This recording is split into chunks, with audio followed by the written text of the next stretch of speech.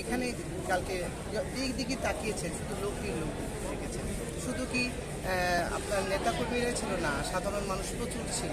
তার ওনার ভালোবাসাটা আমাদের মাঝে যে কীরকম করে মানুষের মাঝে ছিল, গরিব বড় লোক কোনো ভেদাভেদ ছিল না। কালকে সব দলের লোকরাই অংশগ্রহণ করেছে এবং সবার জন্য ওনার চলে যাওয়ার যে বেদনা, সবার অনেক বেশি ছিল।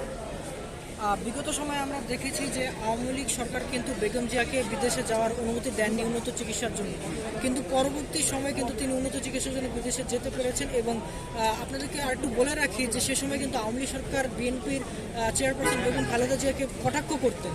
তো বর্তমান সময়ে এসে ওনারা এই চলে যাওয়ায় তারা কিন্তু শোক বার্তা দিচ্ছেন। তো আপনার এই বিষয়টিকে কেমন মনে হয়? এখন ওনারা শোক বার্তা দিচ্ছেন, কিন্তু একটা সময় ওনার কথাগুলা এমনভাবে উনি কমেন্ট করতেন যে ওনার আরও যে আশেপাশের লোকরা ওনার হাততালি দিত, উনি হাসতো, কিন্তু একবারও ভাবতো না যে ওনারা কাকে নিয়ে বলতেছেন, কি বলছেন।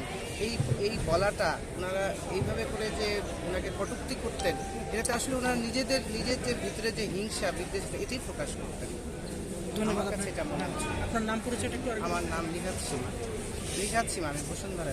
আচ্ছা, ধন্যবাদ।